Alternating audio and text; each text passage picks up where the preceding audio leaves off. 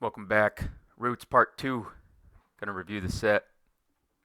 I got a lot of good feedback on the last video where I just went through Roots and reviewed it from a meta relevance perspective. I know Crash Fash, my good friend Chris, asked in Discord about what cards are like meta relevant. I gave him more of a some aspects. I was a little bit more selective, but then on defense it's like everything. So I do have part 1 up on the channel. Today we're going to do part 2, which is just evil characters and evil enhancements. And then part 3 is heroes and good enhancements. So part 1 was everything else. So we're just going to get right into it. Lot's Wife, we already had this character in rotation. Solid, Canaanite, may ban to an evil character. It's always good. Hopefully Canaanites get a buff soon. That's somewhat of the issue with some defenses and roots is you can't hit everything, and some just need a little bit more help. So you'll see, like in black specifically with Canaanites and Greeks, I still think they need some future help, but like if Canaanite unity or just having Canaanites in general is something moving forward, then I think Lot's Wife only gets better, which is what I've said a couple times now. I think all cards in Roots will, in one way or the other, see a boost from future sets. 12-Finger Giant, the only negate toss, specifically negate toss character in the game, so that's very nice.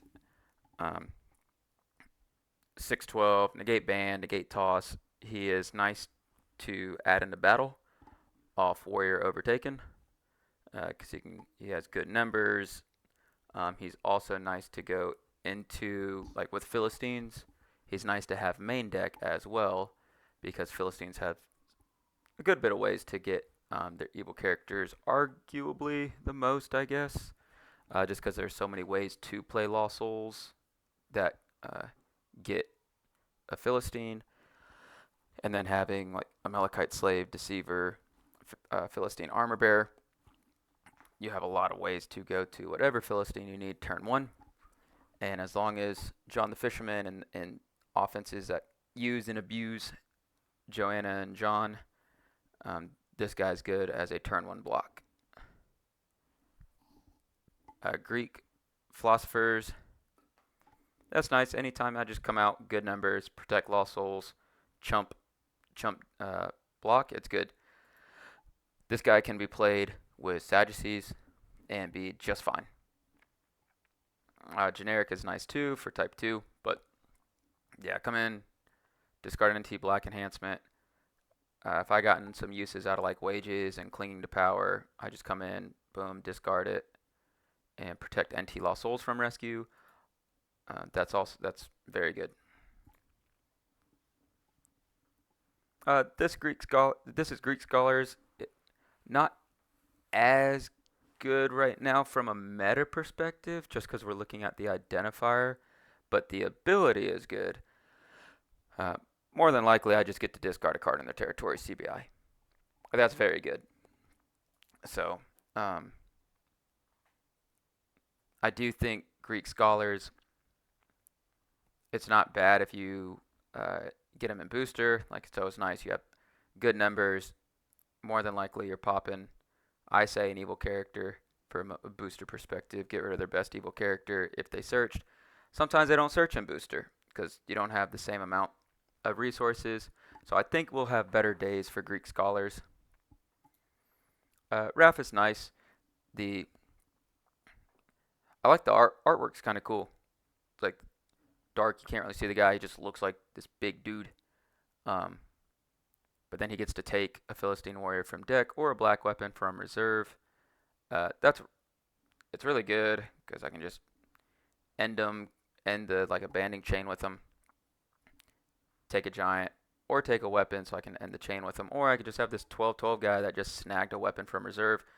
There's plenty of weapons that negate that are Black Brigade, so anytime I can grab a resource is good. And then having giant CBN is nice. I still think the giants in Fall of Man could use a little TLC and like Emim and stuff like that. Og King of Basha. There's some giants that maybe could use a little help. Um, so the potential to just have giant CBN is maybe there's design space there, but Philistine giant, it's always nice to just have a big body that can grab a resource. So from a um, meta perspective, I don't think it's huge right now. From a booster draft perspective, I think that's great. And underdeck a hero, opponent may underdeck a good enhancement from hand instead. So I come out, you pretty much have to underdeck a good enhancement from hand. If I have another Greek in battle, then this is CBN. If you have hand protection and you have this plus pot of mana is very, very good, especially if you have hand protection. That's kind of what we've seen with not plotting, entrapping Pharisee, where it's just, hey, I'm going to capture you. Okay? All right. So yes, Alexander of Trust is very, very good, especially in the meta where pot of mana exists. You could also play, I guess people are like, oh, I love pot of mana, and just because it's evil characters and heroes, even though it's both. I know that has other, like, because it's a tabernacle and a temple, it's crazy that Household Idols was just never played. Like, I never saw Household Idols played, and it just stops all of them from banding. So I can play Pot of Mana and Household Idols and just kind of use whatever I need to. And if I'm worried about negate neutrals, guess what? I have Greek Scholars. I have an auto block and a potential other auto block. So I like the possibility of Greeks in the future. I think this is a very good start based on other stuff that's out there. And the fact that I actually think you can use Greek philosophers and AOT in a deck right now and it actually be competitive is something noteworthy. Old school, this is just OT enhancements can't be negated. So it's very similar to the last one. This grants both Old Testament, that means yours and mine. So if you're playing GOC, I get a huge buff because I get all my enhancements in battle are CBN. So Sister is good. Once again, Canaanite. We'll see if we get any more Canaanites. But if we do, then having someone that grants CBN is always good. Woman has snares. Brown in general probably has the most cards that are meta relevant. Women has snares is insane, absolutely insane. It always has been. So I like the shadowing on widow or woman has snares. Kind of like a spider web shadow. Goes very well with what she does. Just kind of captures everyone. I snag you. So I really like this card. And we used to see Women as Snares splashed. Just don't think you need to. You can splash Women as Snares. But yeah, I like maybe the idea of Amalekite Slave. And then you have Murderous Command, and I could go to Women as Snares. But I really like that I can just come in and capture all evil males in opponent's territory. Like, that's a ton, and there's no cost.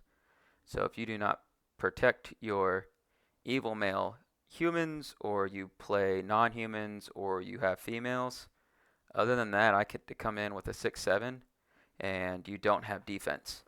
This pairs very well with 20 shekels, and this pairs very well with cards like Stocks and some of the curses that are new. to where I can hit your heroes with stocks and the curses. I can hit your heroes, and then I can just block with women as snares. Or I can look at your hand with 20 shekels and play, like force you to play a an evil male human from your hand, and just block with women as snares. So very, very strong card. I haven't seen deck lists with her yet, but I think people are playing her. They just haven't posted the deck lists. Zeresh is very good because of how good Heyman is. So you get to look at the top 6, take up to 1 evil card. Then you get to ban to Heyman. Heyman, the promo is insane, and now there's Persian cards as well en route, so we'll go through that. Just for reference, I'll bring up Heyman promo. So you negate characters except Persians. So I get to look at the top 6, take an evil card, banned. Then I get to negate characters, and Zeresh is obviously a Persian. So I get to negate pretty much heroes. I then get to either draw 1, so I just took 1, and then I get to draw 1. Or I take an evil Esther card from deck, but now that we have Zeresh in rotation, I could also go to reserve. So the amount of resources you're getting with just this band is a lot. And then what you can do with what you get, because you can snag something with Zeresh, and because you can snag an evil, because you have to snag an evil card, it's take up to 1, so you can choose not to take 1. But you can take an evil card, and then you can go into Heyman's boasting off Heyman, and then you get to interrupt, draw 3, play the next, and guess what? You snag something from Zeresh. That's very, very good. I kind of can't wait to play with Zeresh. I've always liked Heyman, but there just wasn't enough targets. So now we got Zeresh, and we got more targets. I expect Brown to be heavily played. King Zimri, an ode to the old one. That's kind of the whole point of Roots. But King Zimri, you may discard an OT Brown enhancement from hand to discard all cards in battle. So not bad at all. There's not really a prevent the next in Brown. So maybe that's something. But like, I'm trying to think of just a weapon. Yeah, let's see. No Roots. Always go legality.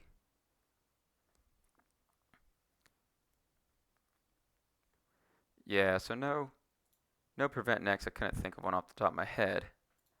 But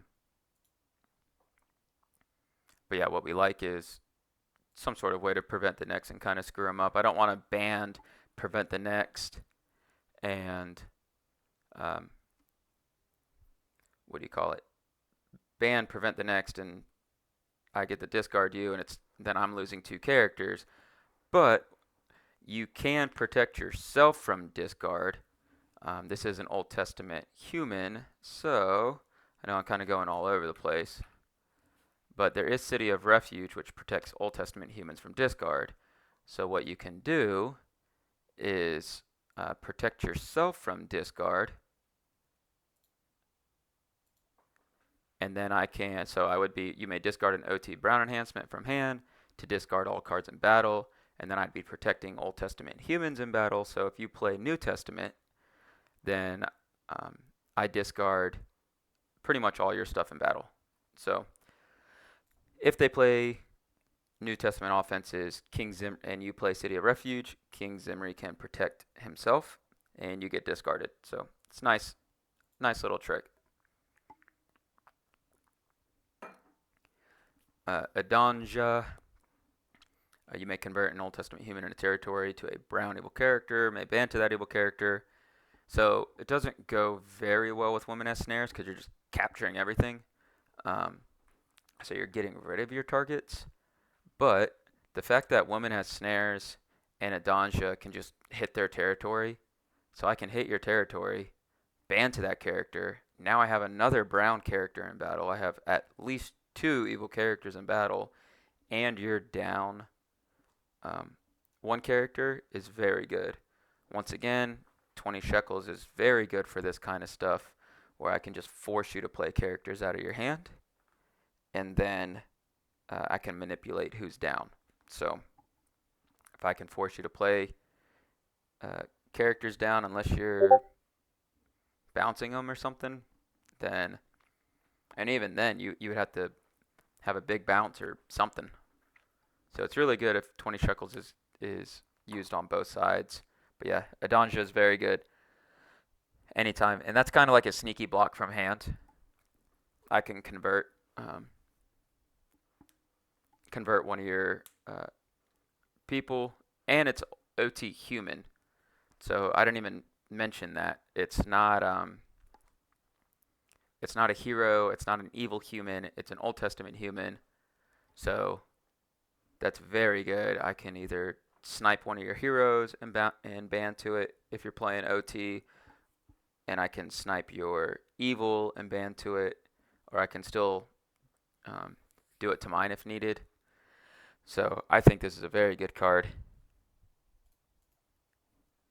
Abner, anytime you see negate a good card on, especially on a warrior, sometimes warriors ban easier to ban to, and it's first Samuel and it's brown, so King Saul can just draw and ban to it. Um, Negating a good card's good right now.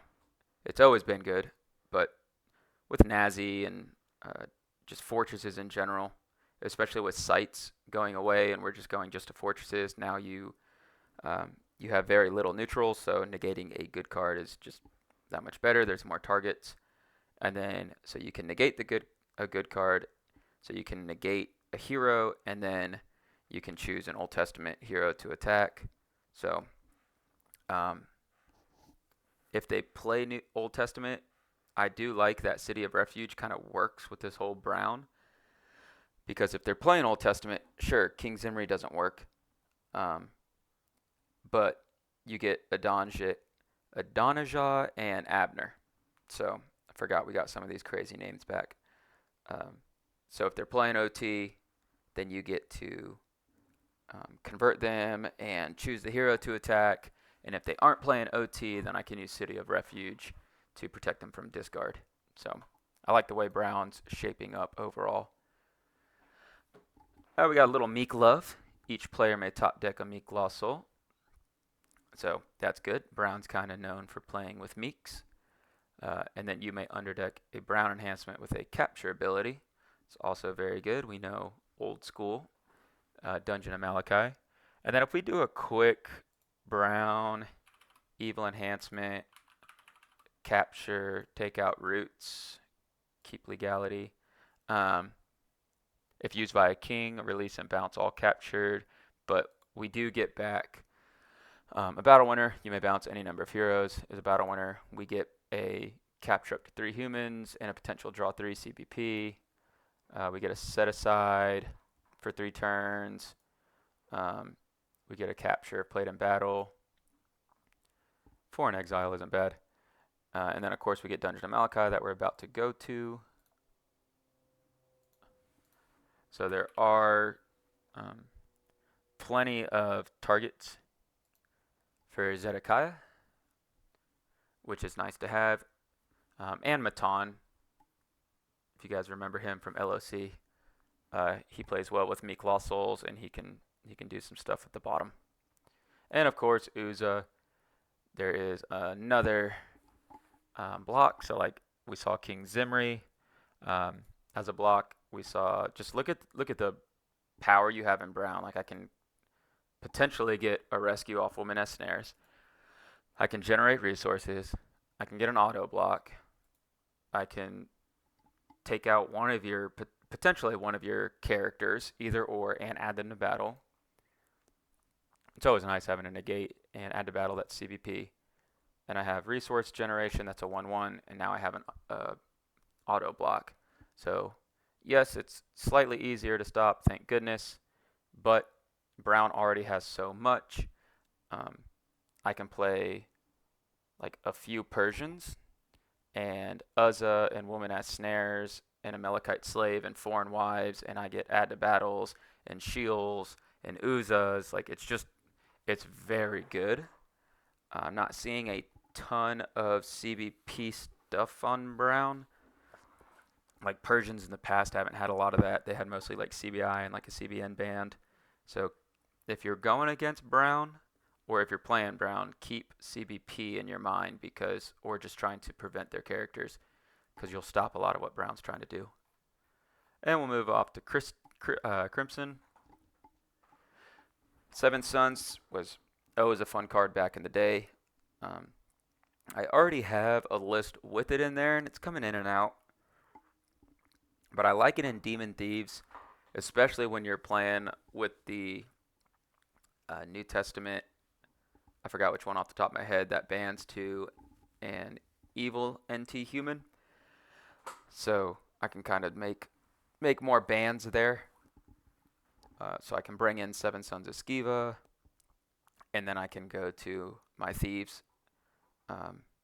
I like Seven Sons of Sceva, especially with Trembling Demon and getting back my big protection evil characters is always really nice. Same with KOT because it changed locations. So it's a sneaky block where you have a lot of options potentially based on what they got rid of. So I always like Seven Sons. It's fun. It can be the whole point is to play it in a demon defense, but we also have a lot of options now. So you can play Seven Sons with a few defenses. I just want to see it. Like if there was stuff with like orange gray, that'd be cool. But that comes to mind. I just don't think you would do anything with Seven Sons there. But the fact that you can get back, like I could play Trembling Demon and then go back to Trembling Demon is always nice. Sapphira, good, 6/8, plenty of CBP stuff in Crimson, so it's nice to have her back. And then Imperial Guard. It's nice because I can discard an artifact from an artifact pile, so I can go through your pile and discard it. Or I can just go to reserve, and then you have the big numbers, Babylonian. I think just need a little bit more love for Babylonians, but big numbers and artifact manipulation or resource grabbing from reserve is always good. I just think this card is going to get a little bit more love in the future. I'm not sure, but just Babylonians. I expect at some point Babylonians are going to get some love. Just they're too iconic of a theme. And then Keterite Archer. A broad band ability is great. If this card is discarded, you may discard a hero in a territory, so it loses a little bit because I don't get to decide. I would like to discard a hero and then discard this card after battle. But it's just people are forgetting the after battle parts, and it can be a little confusing. So it's a little easy, especially this is Roots. It's a little simpler set, so we can just say if this is discarded, discard a hero. It's still a pending ability that happens at the end, but we'll see how people like it. The fact that there's a potential for a discard and I get a broad band is always nice, though. So I don't know how much this will get played, just because it's not really attached to a theme. So when I look at Crimson and I look at themes, I see magicians, I see animals, of course Babylonians and thieves. So really the only warriors for Crimson, Edomites. Yeah, Edomites. So there's Edomites and Babylonians. So yeah, there's enough brigade. I don't have to go outside of brigades to get good banding. At the same time, broad banding is good.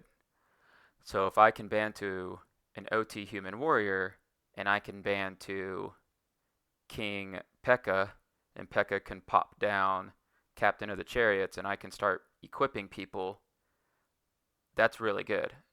So anytime you get broad banding, it's nice. You got to think outside the box. like I went immediately to Crimson, but then it's like, oh, it's a broad band, so it always makes it better. Nebu Shajban Rabsaris. We gave you a fun name. Um, I like exchanging Lost Souls. I still haven't seen anyone play exchanging Lost Souls as a defense. Um, if I exchange Lost Souls and then I can just underdeck mine, then eventually, like very quickly, you run out. Especially if I have uh, Covet and Wanderer, and then I swap 2 of yours, and then I come in with Nebu and exchange 2 more. All it takes is for me to shuffle Lost Souls in my territory. That's it. Or Sheol. If I Sheol yours, like you quickly lose the ability to rescue Lost Souls. Now, you also have the actual Lost Soul called Lost Souls, um, which everyone hates, but that helps. But I do think that anytime you can exchange Lost Souls, you have the ability, especially if you can maintain Brigade unity. Even better if you can maintain like most of your identifiers. So, like I said, I'm interested in Babylonians. If they start getting stuff in the future, whenever that is, if they start getting stuff in the future, um, as long as Sheol's out there and there's ways to shuffle Lost Souls, if you exchange, it's very good. Nurg, I mean, this just, we maxed out the title right there. Nurgle, Sar, Ezer, Rabmag. Um, and I believe that, yeah, the Rabmag, it was a title. So his name was Nurgle Sarzar, the Rabmag. So I believe that came from like the name and then family name that they put together or something, or I'd have to look back into it. I thought I knew at one point, but either way, that's a doozy. It's always been fun to say this one. He got a slight boost in what he makes CBN, so he gets the capture abilities and weapons, which are very good. Um, it's nice because, like I said, there's broad abilities. There's Keterite Archer. You can exchange 2 Lost Souls. You can make OT capture and weapons CBN. So there's just broad abilities can only get better as more cards come out. So I do think Nurg is already good. Seized by Babylon is a very good card. And now that I have a card that's, it was already CBP, but now I have Nurg that makes it CBN. That is very, very good. So anytime I get blocked or someone rescues with a CBN hero, like their enhancements are CBN, or they block me with enhancements are CBN, I tighten up. I don't like that. So I like negating interaction. So if they immediately take that away, and as long as they have initiative, it's very tough. Moths. This one's cool because we had joked about this before in the past. And anytime you can discard an artifact, that's good. Like I can just come out and get free value and take away something that more than likely you are reliant on is very good. And then I have the potential to protect Lost Souls from rescue, and it's a 1/1. So everything about this card is very good. Moss can be splashed into a deck. You can play Firefoxes and Moths and with Uzza. I know Uzza's Unity, but I can play Firefoxes and die. And I can play Moss and die. And I can play Trembling Demon and die. And I can block with Uzza and still maintain Unity. Blood Avenger. So I'll do a video on that. I have the defense loosely in my head. I mean, I pretty much just said it, but there's a few other things in there. And it's like a different type of chump block. So it's a little reliant on Humble Lost Soul, but um, I really like just the fact that I can just block, protect, move on with my life. So instead of just giving away Lost Souls, I can block quickly.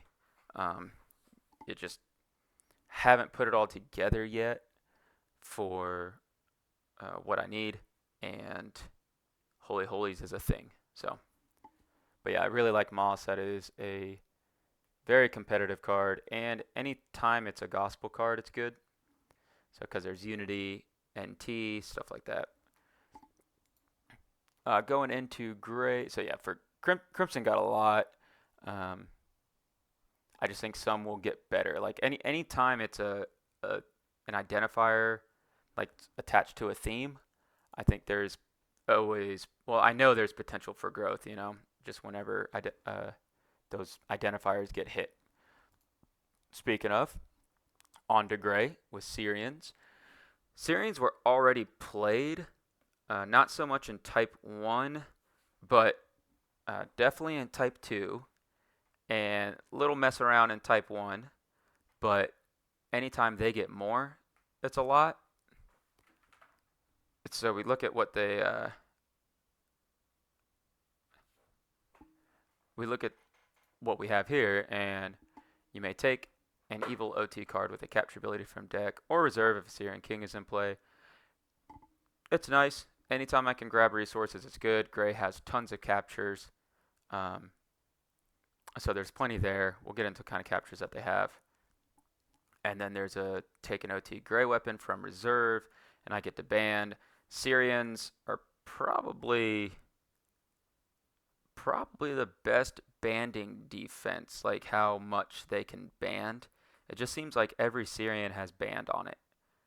Um, so being able to take a resource and band is good. Being able to draw and band is good.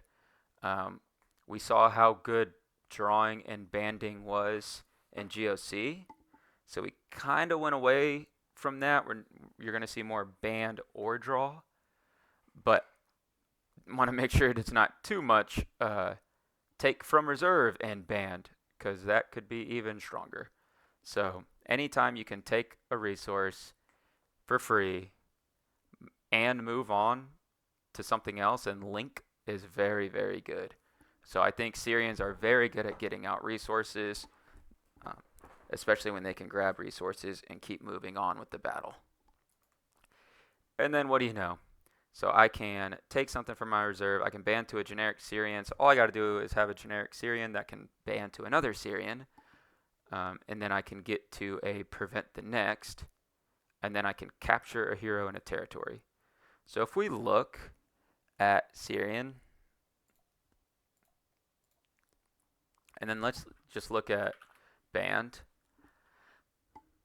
So of course, here's a generic one that bans. And then we don't want a Syrian. Yeah. So Syrian archers are only generic one. That doesn't sound right. Oh yeah, because Raisins maybe into a Syrian warrior and he's not generic. So either way, we do have the key person that we need right here.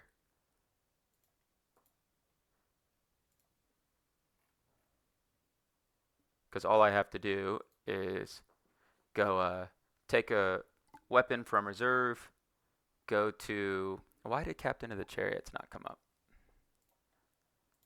Oh, because I put in band. That's what it was. So yeah. All I have to do is go to showback, take something from my reserve, go to Syrian Archer, and then Syrian Archer can go to whatever I want. So not bad at all, especially when King, what is it, Raisin exists. Like he's very, very good. And then you can just pop out Syrians. So look for Syrians to be played. And then when I can have a big band and I can really pop them out very quickly and start taking resources, and then I can end the band with either Captain of the Chariots to equip stuff, or I can end the band by preventing the next, and then I can capture hero in a territory. That's also very good. Um, Taking something, banding, preventing the next, capture hero in a territory. That is a lot of grabbing resources and limiting on what you can do. I prevent your next, capture someone, and take stuff. So I do think Syrians are going to be played. Emperors are already seeing play, so it's just we got to bring them in here. Uh, Emperors have always been a fan favorite. They're just fun to play. I also think it's because of men's love for the Roman Empire. I don't know. Between that and they were strong in the past, um, and then they're just very well known from a historical perspective too, or at least somewhat well known. Um, I'm not sure if just why the reasons that emperors just seem to be the favorite, but they tend to be, and I'm all for it. Um, Emperor Augustus is very, very good. Opponent must discard a New Testament card from hand. This is just free value discard. I don't have to do anything. There's no cost. You have to discard a New Testament card from hand.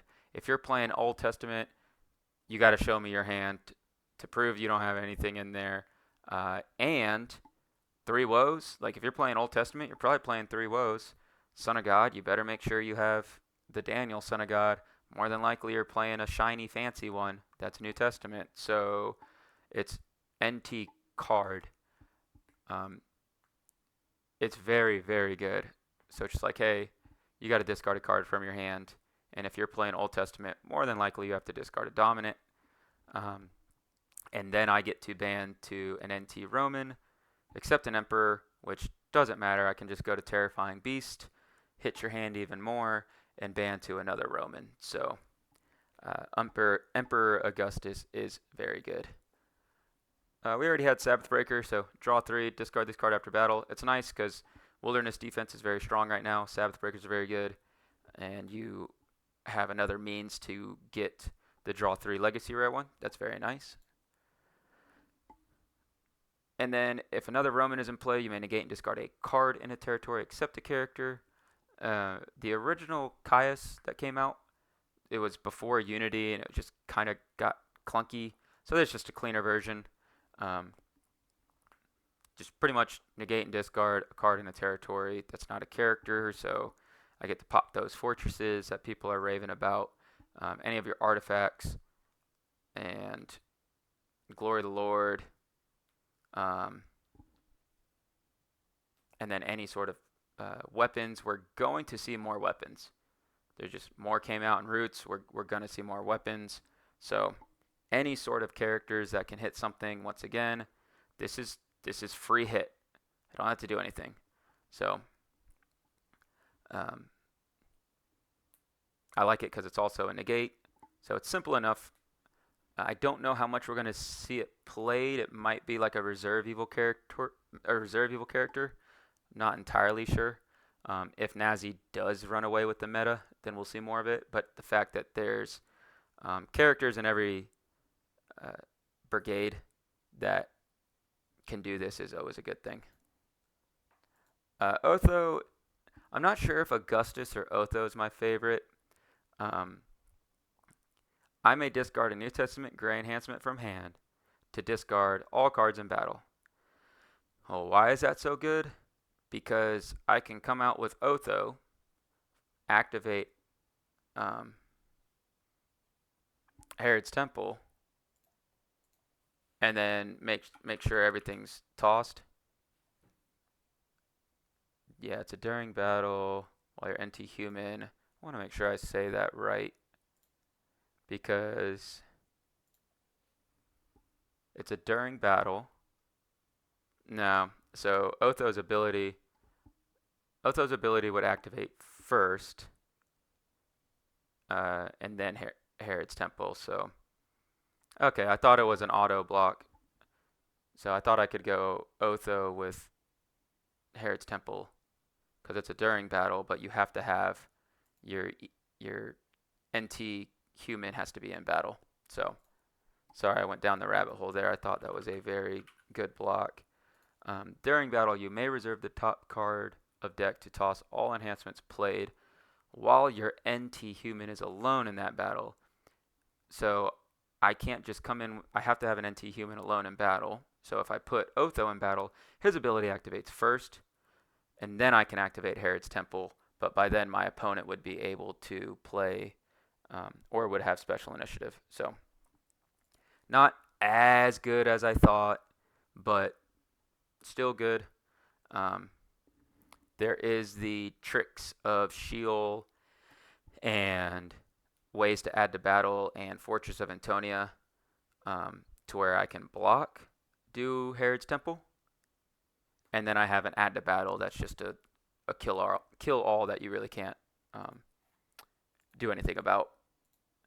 And then Emperor Vitellius, if blocking and another evil Roman is played, you get to draw X. X is your good brigades, CBN by a good card. So throwback, I get it, not as good. That's because of how good Skittles, that's his nickname, is. It's still a 6/1 Emperor that gets a draw. So we'll look at their weapons and what they can do with drawing. And if I get a draw 2, draw 3 off this guy, and then I get a draw 2 off a weapon, and then I get to play something, and I get another draw, it quickly starts to be good. So now we're going into orange. So I do think gray just has so much good stuff. And from a theme perspective, when I look at all of Redemption, all the evil brigades, and I start saying what themes have the most right now, like Syrians in gray with roots, they were already pretty good, especially in Type 2, but they were already at least usable in Type 1, and they got a good bit more. Romans were very good, and they got more. Pharisees are good, and then we have wilderness. Prophets is also a thing, and there are evil priests. So when I look at that, there's still Moabites that are kind of lagging, but when I look at gray, they have the most themes in rotation, especially that are like well-rounded and usable. So I think that's why it feels like gray has everything, is because they have the most evil themes in rotation. So that's at least just my theory on it. Crimson has a good bit, but they need help. Like Magicians need a little help, and they share that with Pale Green, and Babylonians need a little help, especially with Bab Merchant having Unity Babs. Like you have to make sure you have only Babs. Brown got a big buff, but some of these evil characters aren't really associated to a theme, or they're very loose theme. Like that's just evil characters brown, which hey, that works for everything, you know. But because of the Kings of Judah, just the Meek wasn't as competitive. The Kings of Judah slip a little bit, so I would love to break down like overall themes in Brigade. Maybe that's another video down the road. I think that'd be really cool. Is just going through themes and doing like a tier. I've talked about that before. Is doing like a tier list. So we'll look into it. And by we, I mean me. Or if that's something you want to say, just comment. We'll get into orange. All sorts of tricks. King of Tires is back. Of course, it's after we get the amazing shiny KOT. And then not only do we get that KOT that looks phenomenal, the promo one, we get an entire block of Old Testament stuff, so KOT gets the bump. But still, we have the old school KOT, and it's just boom, 10-12, negate, get around me, good luck kind of thing. Once again, we get the negate a hero. We have really good numbers here. And then you may underdeck a card from hand. If you do, opponent must underdeck a card from hand. So this is the old Temptation, but it was a long name, I believe, so we just went with Evil Spirit. And I love this card from a type 2 perspective. Like, I would love to find ways to just ban this in. Um, I love Pestering Spirit and Persistent Pestering, and if I can ban in demons and underdeck stuff, I like that. Um, I'm not a huge fan from a competitive standpoint of Evil Spirit unless you build towards this. Like, I think Evil Spirit, and meaning hand control, because um, if you attack me, more than likely, I mean, you got to draw 3, and then you could get resources, and then you can draw in battle, and I'm sitting there with, at more than likely, at best, 8 cards. Sure, I can increase, there's a couple ways to increase hand, just not going to do that. So I would then have to block to draw cards and try to find a way to Evil Spirit, but more than likely, you're going to have more cards and hand than I do um, when you attack me. So it's kind of tough to play Evil Spirit at times because it's like, okay, the opponent will get rid of their worst and still have plenty. Now, the big thing with Evil Spirit is, as everyone knows, Gates of Hell exists. So if I get to underdeck an orange demon, then I can just pop it right back out with Gates of Hell. So there is technically no cost depending on the card I underdeck, assuming I have Gates of Hell out. So that's kind of like the trick of how you do it. Deceiving Spirit, this one's nice. It's already seeing some play. And you can just kind of splash this in anything. I also like that there's defenses out there that are just, hey, you can use this card and another evil character we'll see shortly, and I can just play the best stuff in the game. So it is nice, especially if I have like Demon's Thieves. Like, I go to that, and I can Gates of Hell, Deceiving Spirit, and play my Crimson stuff. That's really nice. Or if I'm playing, I mean, you can play Sheol, and then this character can come in off Gates of Hell and from hand and stuff. That might be a little too cute, but the fact that it's just, hey, I'm one brigade and I can play anything I want and I have good numbers is always nice. Another chump blocker. Opponent may discard a good enhancement from hand. If they do not, protect lost souls from rescue. So either way, if you don't get the protection, if their hand's protected, then you're just an 0-3 that protects lost souls. If they don't have hand protection, then guess what? They're down a good enhancement, or you just get the auto kill, and then you just go back to Seven Sons of Skiva, and you get another block. So it's really nice. I like, people got very reliant on hand control or on hand protection. So I do think we need to see a little bit more variation of hand protection, and I like that it's one or the other. Like, hey, you can do this, but this is what happens if you don't. So it's always been a fun card. It's an annoying little guy, especially when they just come out and, hey, do you discard a card from your hand or a good enhancement? Nope. Okay, then I die. These lost souls are protected, and my turn. It's annoying, but hey, it's a good block. So I do definitely think Trembly Demon's going to see play. Fallen Angel used to see some play in the past, back with when Captain of the Host was a big thing. I'm not sure how much we see of it, just because it's Fallen Angel doesn't ban most of the time, doesn't ban anything in his own brigade, or I'm sorry, to that interchange. So it's, I don't know what I was thinking, non-human. So yeah, he bans to anything in orange. I confused myself there. For some reason, I was thinking it's like non-human but not a demon. I don't know what I was thinking there. Maybe it was the old one. No clue. But anyway, yeah. So it's essentially a 6/8 band. Like, hey, I'm just gonna ban to whatever, a demon. But the fact that you can ban to a beast, you can ban to an animal, is nice. I'm not sure how much this sees play from a competitive standpoint, just because there's a good bit of banding within orange. But anytime I can just shove another evil character in there, it's good. but I'm not like I said, I'm not sure how much we'll see Fallen Angel. I do think we definitely see it in competitive booster. Like anytime you can grab something that bans, it's good.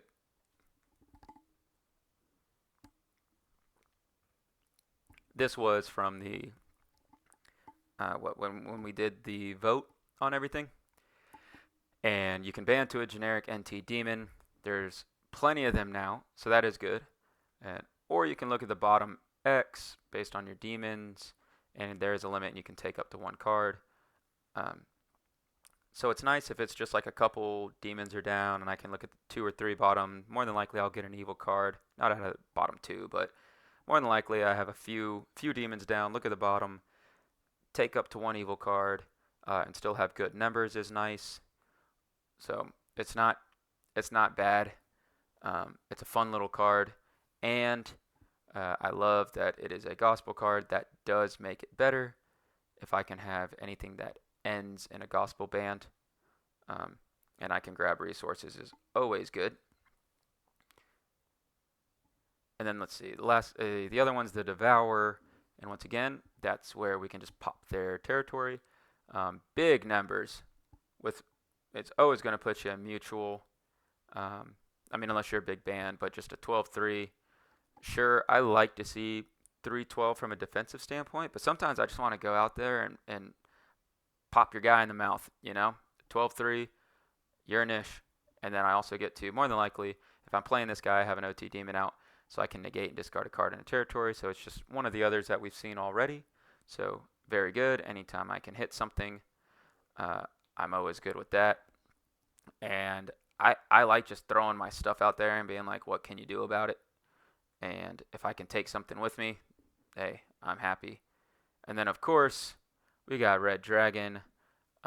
Touched up the art, got the 3D effect on it. Looks really good. Very clean version. And then we have the CBN enhancements, which is new for this Red Dragon. So Orange doesn't have much of that at all.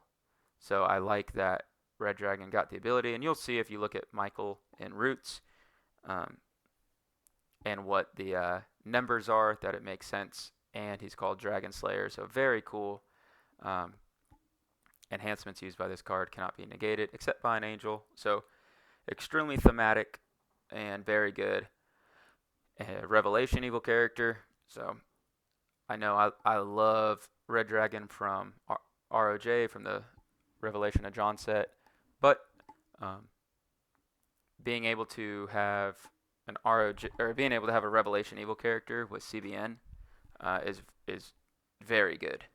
So especially, once again, it's a warrior, it's a New Testament demon, it's a Revelation character with that grants CBN to itself. Very good. A lot of uses there. The last one, Users of Curious Arts, just like Deceiving Spirit, but it's a magician. That is nice, especially with magicians. There's other brigades with magicians, and a lot of Crimson comes to mind. And if I can just play magicians and Babylonians, and this guy can play Crimson, that's also nice. So I do think there's some use cases for Deceiving Spirit and Users of Curious Arts, especially with just like jump blocks and defenses like that, where I can just take the best of the best and just play Foreign Wives and this guy and Deceiving Spirit and call it a defense. It's kind of like call it a day, but when I say call it a defense, that sounded kind of rude. Sorry, it's still a defense. Both of these characters, Users of Curious Arts and Deceiving Spirit, are very good in Booster. The fact that I can just, if I see them, I grab them because it doesn't matter the enhancements, is very nice. I would love to push for, I like Booster to quote unquote feel like Booster. I like, for my perspective, like Prophecies of Christ, Lineage of Christ, Gospels of Christ, and all having roots and then going into Israel's rebellion. So you have 4, and I'm thinking from a Nationals perspective, and then if the new set is at Nationals, like two 2 packs of the new set, Israel's Rebellion, GOC, LOC, POC, all with roots would just be wild to me. So that to me sounds fun. That sounds like booster. There should be craziness. And you really see, I mean, I'm sure Brian Jones wins again, but Booster Jones, but you really see a lot of really good deck builders when you start having a lot of different diversities, and how you can build a deck quickly and go into it. So let's see. This is a much needed card for Egyptians. So negate protect abilities may ban to an Egyptian, cannot be prevented. Super simple. Egyptians like to discard your deck, but just the fact that it can negate protect abilities in general is good. You get the band that's CBP, and it's just a broad band. Very good. The huge Egyptian, you may discard a hero from a deck, and you may take an evil OT weapon from discard pile. Towards the end of Israel's Rebellion, Joe Schaefer brought up a really good point of where like the weakness of mill or deck discard is that you're just kind of hoping you get something good at the top of their deck instead of being like reveal a bunch, discard it, or discard something specifically from their deck. And I was like, man, that's awesome. Probably going to have to tie that in later on. So Huge Egyptian does a great job of that. Just discard a hero from a deck. Like, that is great. And then I can take an evil OT weapon from discard pile, and we know there's already Egyptian horses where I can just get the draw 2 discard, or I can grab negates that are weapons from my discard pile. That is very good. King Sargon. Assyrians need a little boost. I think they're better than some people give. I've heard people talk about Assyrians before. I've seen them get some credit, but not as much as maybe they think they should have. But they do need a little boost, and Roots gave them 3 characters. Playing an evil OT fortress from deck is very good. And then once again, I can just capture an evil human into territory. Like, I just get a free capture. Is very nice. And then we have our discard. And then I'm protected from discard abilities and used by opponent. It's very nice. And if defeated, I can just go to your opponent or go to your land of bondage. That's my soul gen. So I do like the buff that Assyrians got. Little, but between just generic pale green enhancements too, I feel like they got a good bit. We'll jump over to evil enhancements and go the same way. It's already at an hour, so I'll try to wrap it up a little sooner. Adjourn. You may negate a good card or withdraw all heroes. Anytime I can get a negate, or like I can negate whatever you played, or I can do something. It's very good. Abraham's Deceit is another example of that. I can negate a good card or discard a hero. This is even better. I can negate a good card or withdraw all heroes. Is very nice. So, and then it's CBP by a Greek. When we see more Greeks, people are quickly going to be reminded that the original Adjourn is extremely powerful with Greeks. You get to paralyze X heroes in opponent's territory for 2 turns. And then if all characters in battle are Greek, I get to end the battle and it's OX. If you're playing Greeks, like I can't knock you for playing 5-6 Greeks in your deck and playing Adjourn. I do think there's stronger defenses out there, but man, the old school Adjourn is so good. But then this one, it's like, I could either negate or I could withdraw all, and then it's a potential CBP. So it's a very good Black Brigade enhancement in general. I really like the artwork. That's a kind of different feel from a piece of art that I've seen or that I see in the game a lot. It looks a little different to me, so I really like it. It is very Greek to me, so I wonder if very Greek to me. I wonder if that's actually like Greek painting. And then we know we have abandonment in currently in rotation, and this is just a negate all. I like it. It's thematic to the card title. Um, so we do have a very, very good version, and I like that this is just so much different. And one is CBN if 2 or more heroes are in battle, and this one's just like, well, I'm just going to negate everything. No theme attached. So I like that aspect. Black Brigade, discard all cards in battle. Always solid. Anytime just a brigade can just tap into any sort of discard is good. If opponent controls a Canaanite, end the battle in stalemate. Otherwise, you may draw 2. So I just showed the old Adjourn, and now there's Canaanites. So that's one is end the battle, and one is end the battle in a stalemate, which end the battle in stalemate is always stronger because numbers don't matter. But the fact that there are 2 end the battle cards in black is something to note. Maybe there's ways to take a little bit of both, end the battle cards and maintain black unity. I could see that being relatively easy. Discard a character regardless of protect. We're seeing a lot of protection right now.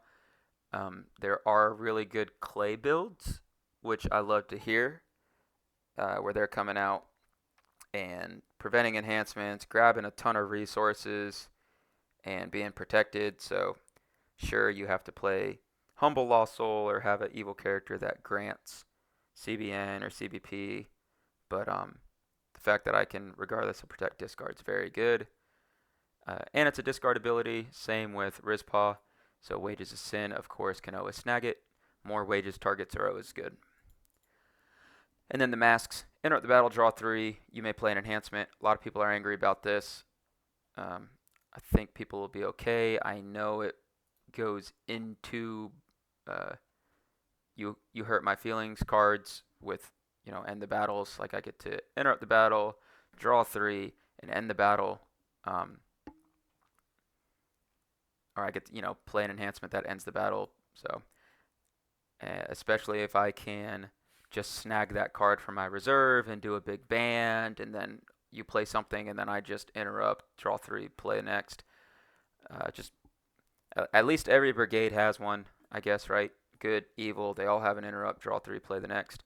Brown technically has 2. Some brigades have more than others, but just off the top of my head, I talked about Persians earlier with Haman. Haman's boasting. So yeah, I'm not too worried just because they all got one, but yeah, it is just a solid card. It's funny because we haven't had interrupt, draw, play the next in a while, but I used to not see these on defense. There was a gap of time where it was just the weapons, interrupt, draw 2, play the next, but they were mostly being played as, play the first as weapons. So we'll see how much the masks are used. Capture a hero to a player, CBP by a Sadducee, which is always nice because there's the play first, regardless of protect, potential CBN stuff you can do with Sadducees, with Temple Guard and prison and all that. So that is good. More, like I said, more targets are always good. If there's cards that already exist, just having more targets just makes them get better. Sometimes, like I was saying with Haman, a card simply isn't played because the other pieces aren't around it. And not only did we get Zeresh, but we got more Persian enhancements. So I keep going back to that example. So 2/2, capture a hero to a player. I get to take any of your heroes, throw it in your land of bondage as Soul Gen. CBP on a Sadducee is nice. Oh, and what do you know? We're back to Brown. I do think Brown got the best overhaul. I would say Gray could make a case for first as well. We don't really have much CBN in the game. They're mostly just characters that are CBN. We don't have much enhancements. So if I can just drop an enhancements on Haman, and I can search for it, I can draw 3, I can play it, Zeresh can grab it. Haman's plot is back, baby, and it is very good. Banish this card to discard up to 3 characters. Pretty cool story with Haman's plot. If you haven't read the Book of Esther, it's not a big book. I'll say check it out. It's a fun little thing. Mordecai was awesome, and Esther's got a crazy story, but Haman was trying to kill everyone, and got exposed. So hey, Haman's plot exposed, right? So um, the fact that this is a banish and it's CBN by Haman, you're really gonna see this card get abused, whether it's first turn or not. Like I am going to get a deck and I will put it on my channel. I'm really excited for it. That will use all the ways to get to Brown, to get to Zeresh and Haman, so I can just have really strong blocks right at the beginning and abuse Persian Horsemen, Zeresh, Haman, Haman's boasting, Haman's plot. I mean, that's just very good. And I can throw Sheol and Uzzah. Um, Brown is very good. Dungeon of Malachi, great card. Capture. So King Zimri, of course, or King Zedekiah gets it back. Capture a hero in battle or a prophet to opponent. That's why it's territory class. If you have a prophet, which prophets are pretty popular right now, I can just play this and your Gabriel's in your territory. So it's not bad. Or I can just capture a hero in a battle. Negate a good card in battle and bounce a character. We added this as a late negate because we didn't have a lot of, this was simply just bounce a character as territory class. And if you go to Brown, all you had was the interrupt, draw 3. And even though they do have Haman's plot, I felt like from a negate perspective, they didn't have as many negates. So I was like, yeah, good call. Negate a good card in battle, bounce a character. Like, there you go. Just like that, we have a territory class that can be played in battle and be really good, or be played outside to get the bounce if there's someone messing with you. So, not bad at all. Bounce a character is strategic. There is stuff like Book of the Law, get blocking from hand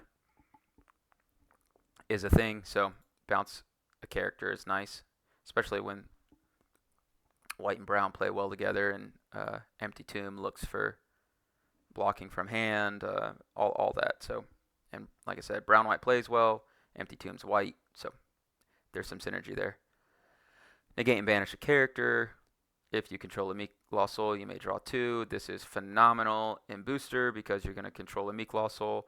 And hey, with the Lost Soul, everyone gets a Meek Lost Soul. So, negate and banish a character is always good. And I just get a simple draw 2 afterwards, which is always good if I can get a battle winner and card resource, especially on evil cards. Siege, character must ban to all evil characters in your territory. Opponent must add all heroes in their territory to battle. These cards have always been talked about but never played as much. Now that we have more cards in rotation, just in the pool in general, I do think Siege will get played. I like this card in the reserve and kind of use it when you can. Once again, interrupt the battle, draw 3, play the next. This could be very good. If I don't have anyone in my territory, I would love to, or just have a King Zimri, I would love to draw 3 and band in King Zimri. But all yours have to band in. So remember, King Zimri, I can discard a card from my hand to discard all cards in battle, or all Old Testament cards in battle. So there's definitely ways to abuse this to where I can just hit all yours and not mine. Also, from like a type 2 perspective, I've always looked for ways to get all my persistent pestering, like all my pestering spirits, into battle. And there's really never a way to do that. And we had a way to do that in GOC, and I actually was like, no, we probably shouldn't do this because of pestering spirit, which bummed me out to tell on myself that I wanted to do that. But with Siege, I do wonder if you can play like Deceiving Spirit with Siege, and you can pop out your demons and play Siege and do hand control in type 2. I think that's a lot of fun, and it's a very different deck, especially with all the orange stuff that you can do, and just with all the crazy control and negating your protection, destructive sin, all the place cards that I can use to just manipulate what I want. If I can just Deceiving Spirit uh, and maintain Orange Unity if I want to, and abandon all my pesterings in, that's really fun to me. And then we have the interrupt, draw 3, play the next. Did you guys ever play that game when this art came from? It was called Saint of Virtue. I had it on my computer. That game was weird. Um, but yeah, that you fought these things. I don't remember much of it, but yeah, you fought those masks.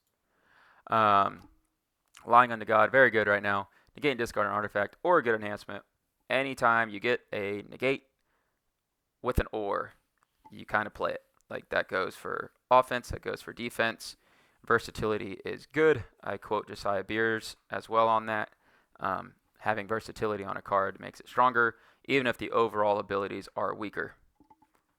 And then it's CBP. Old school Nebi's Pride.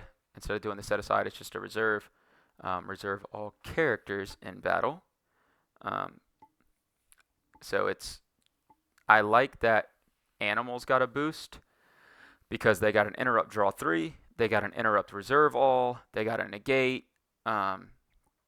It's nice because there's nothing for like animals in here from an enhancement perspective, but we got moths, so that's really good. I just like animal defenses. I think it's kind of fun. So I like that animals can just do some fun and funky things. They just play a little differently. And now that there's another enhancement that can back them up, that's not theme specific, is really cool. So you got Seized by Babylon, you have Nebi's Pride, and you have Unclean Until Evening. So animals have all sorts of great negates. Mass battle winners, grabbing resources, just a lot there. Right now, I think, I don't go too down to the whole, this is kind of for other videos. Right now, I'm seeing a lot of negate wars back and forth. I think that'll change. We'll have other ways to kind of do things in battle. Don't worry, but I won't go off tangent too much there. But as of right now, if you can interrupt and negate, it's good. If you can interrupt or negate and do something else, it's even better. So the fact that Crimson got a negate and discard an artifact or a good enhancement that cannot be prevented. They got an interrupt, reserve all. They got an interrupt, draw 3, play the next. That's very nice. So we'll go back to the next card. You may draw 2. You may draw X, limit 2. Look at me, guys. That is a red flag, right? I'm just so used to it. You may draw 2. You may draw X, limit 2. If 2 or more good brigades are in battle, you may play an Old Testament Crimson enhancement. Play abilities are back. Weapons are back. Chronicles of the King might be back. I don't know. Maybe not. You do have to find ways to bounce characters. Probably the easiest way to get rid of their weapons so they don't mess you up in battle and get to play first. But you do need to make sure that you have some sort of contingency plan for weapons. And look at that, capture. And it's up to 3 if used by a Babylonian. And it's a capture a character, not a hero, which is great. Babylonians were just mean to everyone, especially Jerusalem. But yeah, Babylonians fought with a bunch of people. So I do like that it's a good ability. It's broad. That gets a buff for a theme. I really like stuff like this. And then we got the whole scripture. I mean, look at that. We got a big old sentence. So we got the whole 28:14 in there. So I do like that. It's little stuff I like to notice on cards and call out. Having a ton of the scripture on the cards, really good with all these, with good abilities too. Negate and banish character. If you control a female, draw 2. We've seen a card like this already where you got hunger. I didn't think Black got one though. Yeah. So not everything got the negate and banish a character. If you control a female, you may draw 2. So very nice. Like being able to have humble out with Sapphira is good. Negate and banish character. Sapphire, draw 2, or just having Sapphire in territory. But um, I can't think off the top of my head how many Crimson Evil characters there are. But it's if you control a female.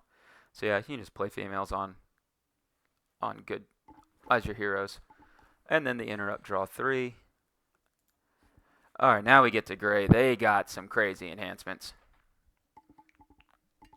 You may draw X, not 2. You may draw X, limit 2. Based on your Romans, very easy to do right now. Tons of good Romans. You can go Roman Unity all day if you want. A lot of good evil Romans to block with. And if opponent has hand advantage, you may play a New Testament gray enhancement, which is good because if you don't have much of a hand, for some reason or the other, you just came out of a big fight, or if you have Emperor Vitellius down with Roman horses and they hit you with the impartial judgment, if they do it right, they're going to bounce all your guys in territory right. But if you have like a few cards in hand and you have Vitellius out and you get to draw and then you go into Roman horses, you get to draw and they still have hand advantage, and then you get to play, that's pretty crazy. Most of the time they're going to attack, and if you're hiding Roman horses in hand and you have initiative, you get to draw 2. The draw 2 is based on how many Romans you have, so you could use this with other themes. It just wouldn't really work well, but then you get to play a New Testament gray enhancement. It's very good, and then we know one of the new enhancements, but anytime you get to play is very, very good. Once again, you may draw X, and now we have one for Syrian. If opponent controls a good OT prophet, you may play an OT gray enhancement. We have seen tribute already, so we could easily give them a good OT prophet. It's not too hard to do to ensure that I can always play an OT gray enhancement. It's really not that bad. So if they're playing green, or if they have, why did that T look so skinny? But if they have like Moses is popular. There's a couple variants of Moses is out there. Noah, if they're playing patriarchs, more than likely. There's a lot of Old Testament offenses that like prophets in their build, and then you have Turbom, Turbo M, and it's because of Moses Matthew. But if you see that build, then you also could have Cloud Moses in there too. So, or you just play with a couple prophets, throw them over there, good to go. There are other ways to exchange heroes as well. But getting the draw 2 and having the potential to play an OT Gray enhancement, first thing obviously that comes to mind is unsuccessful, is very, very good. Also belongs to Disobedience. You get a potential play first CBN off a draw as well, is very good. So we have the same thing, capture a character up to 3 characters used by Syrian to a player. So it's just solid. If I stay in theme, then I get to take out a bunch of characters. Casting lots is really good. I always tried to make the original one work. It just didn't. Being able to have a 1/6 is important, the numbers here. And it is a gospel card. It's New Testament, gospel. It's in Matthew. And then I can discard a random card from opponent's hand. That's better. I mean, I'll say always, me discarding a random card from your hand is better than you being able to pick what you discard. It could also tilt players. It could also be a massive momentum swing if I just happen to grab that dominant out of your hand, or that battle winner you were about to play, or that CBN enhancement that you have. That's really, really good. Or your lone evil character in your hand, whatever it may be, that you were not going to discard. If I hit one of those, you're already starting to think, oh crap, like I needed that, or wow, that was so lucky, and you get stuck on this luck factor. I have heard that before. It's man, it was just unlucky because X, Y, and Z happened. Like, yeah, sure, I guess, but I also played the card in battle that discarded it. So casting lots is really good. I can discard a random card from opponent's hand, and then I can prevent the next good enhancement played in battle. So not only do I just take one out of your hand, I get to prevent the next, and it's a 1/6. I personally think you aren't going to see this card, but you should. I think that Roman Horses with casting lots is very good. I can draw 2, play casting lots, more than likely. So I get to draw 2, discard 1 from your hand, so that's a net 3. I'm up 2, you're down 1. And then I get to go into preventing the next card. So now you're down a card, I'm up 2, and I'm preventing the next you played. That's very good. We have Balam's Disobedience out there. We're trying to make it more accessible to everyone because it's a Fallen Man legacy. I really like Rembrandt art. So this is actually Balam on the donkey. I really love art that's made specifically for what we're talking about in the description. What's really cool is there's so much of it. See, I like the artwork here. But we already have Balam's Disobedience, so I'll just skip over that. And then, of course, we have our inner battle, draw 3. Here's the big hitter. Opponent must discard 2 cards from hand, and you may draw 2. If used by an Emperor, end the battle. That is phenomenal. When I first saw this card back in Roots, I was excited, but also like, oh boy. Like, this is very good. Gray gets another end the battle. At least it's tied to an Emperor, but this card is extremely strong. Now you have to discard 2 cards from hand, and I get to draw 2.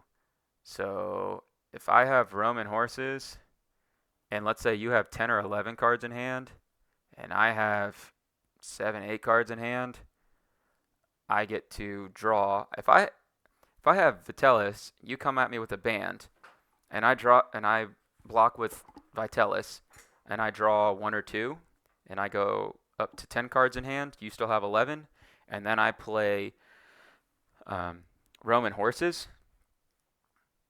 and now I'm at 9 cards in hand, whatever. Yeah, and then I'm at 9 cards in hand.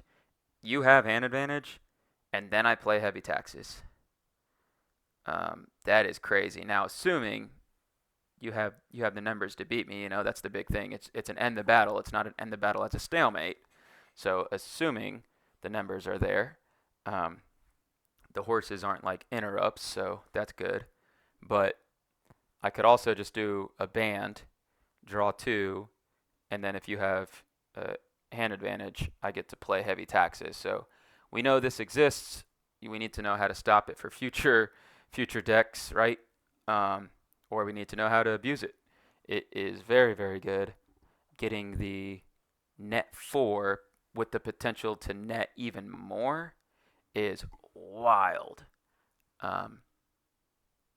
That is very, very good. And there used to not be a lot of good Emperors, so Heavy Taxes was good, but you didn't see it get a lot of play because there just wasn't. It was really just like Skittles would go out there and just kind of draw and die. Like that really was it. You weren't blocking, you're just drawing and moving on. Now you can block, play, go into Heavy Taxes and move on. I know Heavy Taxes in Type 2 was played, but even then it just wasn't. I don't think it's the same as now because there's a lot of good Gray stuff and the Emperors are good. So I do think Gray got the best overall enhancements. They got 2 themes with horses. Of course, they get the draw. They're the capture 3. Casting lots is really good. So remember, they also have access to philosophy. So Gray has philosophy and casting lots. They also get a CBN, which if you look at everything else, the only CBN is Haman's Plot and Balam's Disobedience. So that alone, that's why I said Brown was extremely good. And I said Gray might be number 2, or I won't make an argument if it's number 1. Brown and Gray got the CBNs. Balam's Disobedience was already in the rotation, though. Of course, you got the Interrupt Draw 3, but you get the Interrupt Draw 3 with an End of Battle card with a lot of characters to use it on that are really good. Your end the battle card in black um, has a very difficult condition. Not very difficult. It's got a harder to reach condition for the end of battle. At least it's end of battle in the stalemate. Um, but it's also an otherwise. So I get the end of battle in the stalemate. Otherwise, you may draw two. It's just a draw two. Heavy taxes is all of it and then some. And with better characters, I mean, it's very good. So we'll move on. I'll try to wrap up. We're already at an hour 25. I'll try to move a little faster on heroes and enhancements. We have our mask. That looks like Megamind, but we have our mask right here. Sitting hand, old school favorite. Different art. I really like David Tienis the Younger, who I believe is also David Tienis the Elder. Is that the same person? I might have my art people wrong. And I think that was at one point of his life and then was made an elder and continued to do artwork. So I don't know. I could be completely wrong. But either way, I like that artwork. So you get the Banish the Hero, and they get the CBI, which is very nice. Hero's controller may discard 4 cards from hand instead. I used to play sitting hand back in the day until people literally did just discard 4 cards from hand instead, and I was like, you got to be kidding me. That was like my block. Between banding, maybe Pot of Mana being out will help, but between banding and just a lot of resource grabbing, I don't know if sitting hand is going to go through because they have an out, even though the out is big. But I can see this being a reserve card, especially when you can just snag it from reserve and have it, or play it from reserve. Worshipping Demons. You get the if an idol or curse is active, end the battle, and then otherwise protect lost souls from rescue. So it's still a trump block. It's just a matter of do I want to end the battle or do I just protect lost souls from rescue? There is a chance that I can just not have an idol or a curse active, and I get the 06 protect, and now it's their initiative. But they still have to respond to that, and I don't really have to do much. So, very good card. If there's an idol or curse active, which there's plenty right now, you can just end the battle. This is interesting. Playing a demon from discard pile, and there's 7 Sons of Skiva, you can just go Trembling Demon, Trembling Demon, Trembling Demon. Or I can just put something in reserve and just have pretty much immediate access to it. So I do like this card. So yeah, play a demon from discard pile. So that's always nice. Even though I can get back Trembling Demon, you can see it. You still have to get around it. And if you have hand protection up, I mean, especially if I have Humble Lost Soul, you have hand protection. I have 7 Suns Trembling in this. Like that's 3 blocks. Good luck winning. And then if I want to have someone in reserve that I can just go to as well, I kind of like it. So I do think this card is relevant. Heal an evil character or underdeck a hero. I think this is one. I love that we get to use this art. Once again, it's my boy David Tienis or Tieners or something. So I do like the art. I like that there's a heal for evil characters. We could just use this as underdeck. We can just play it underdeck a hero. I'm not sure. I'd rather just use evil released to just get my guy back, especially if it's because the options I have. But if I can keep alive my protection guys, I do like it. I don't think this will get played as much. I'd be interested to see what people play with it. If it's like, well, I really want to keep this evil character alive. So we'll see. I think it's interesting at the least. A weapon that prevents the next good enhancement is very good. Especially if I can just equip it from reserve. I kind of like this old school art. It's different. Like I do like paintings more, but I do like seeing different types of art. especially because some people, like I was talking to Jay and he was saying he likes good salt. I'm not really a fan of that style. Um, and I was like, oh, that's interesting. Like I didn't know that. And then, like I said, I like more painting. Some people like more cartoony. Some people like other types, more realism. So I really think it's cool that we have different types of art that we can pull from. Um, the fact that this is a prevent the next good enhancement played in battle as a weapon, especially when I can just go in and equip it from reserve, I do think this is good. Uh, Preventing the next is good. I know that ability's been out there for a little while. Just don't think we've really seen a lot of it. Um, but we don't really have a lot of it as weapons. So when you can kind of equip and chain with weapons and prevent the next and do stuff, that gets dangerous from a blocking perspective. You have a lot of control in battle. And this place on a human, convert human to an orange evil character.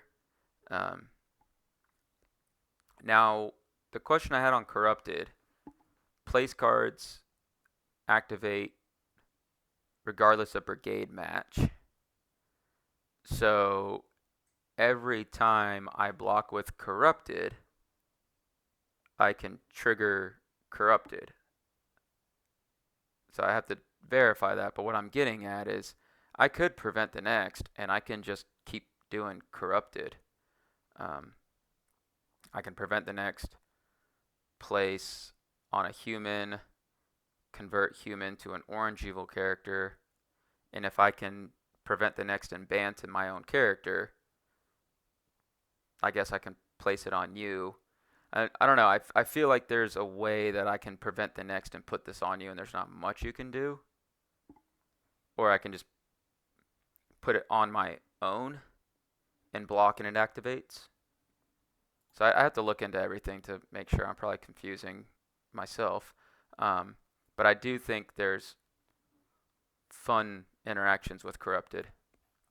We'll go into pale green real quick. Interrupt the battle, banish all cards in battle. Solid, throwback to the old school, new art on it. And then DOU, discard all evil cards in battle to shuffle all cards in land of bondage.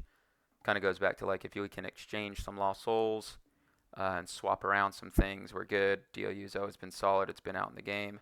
Interrupt the battle, draw 3. And the Assyrians getting their weapon. If 3 or more heroes are in battle, you may play an OT pale green enhancement. A lot of people like to ban right now, and then boom, here's pot of mana. Now no one likes to ban, so we'll see if, or I guess no one can ban. So we'll see if 2K Horses gets that playability or not. Not entirely sure, but if you get the draw 2, either way, you come out and draw 2, and you could easily put it on a band is already nice. And then we have Confusion. First we had the original Confusion. John Early won and made another Confusion, and now it's just, here's a discard a card from opponent's hand, deck, or reserve. It's an interesting take on it because I don't have to name the card. I pick where I go. So if I go to your reserve, like that's where I decide to pick, I have to discard a card from reserve. If I go to your hand, obviously, and then I go to your deck. So I like it. It's scary that I can have 4 of these in type 2, but it's nothing too crazy. But yeah, I do like Confusion. Like I said, we already have the stronger version, which is good. I do think a national winning card should be stronger, but the fact that this is out, I really like. It's easy access to it, and it's got a slight different look or feel to it. So I do like Confusion. I still think, and you'll see Pale Green has less because they got all those dual alignments that we went through. So Pale Green got a lot. There's nothing here that's related to a theme outside of a draw, there's nothing. Other than that, if you look at DAEs, and it's pale green. So I have two good DAEs that I talked about last video. Dual alignment enhancements. I have an interrupt banish, a discard shuffle lost souls, interrupt draw 3. Yeah, I don't get the draw 2 for Egyptians, but there's a potential to play. And then I have confusion. Like all pale green got a buff, which I do like. So that is Evil Characters and Evil Enhancements. Hour 35 minutes. Pretty lengthy video. There was a lot to cover. I do think that the defenses are very strong in Roots. I gave buffs to everything. So I do think this is going to be a little bit longer video than the next one, Heroes and Enhancements. And that'll be the final cap on Roots from like a meta perspective, Roots review. So I hope you all enjoyed. I'll put out some more decks this week, and then next week we'll go into probably the final part 3. So thanks for watching.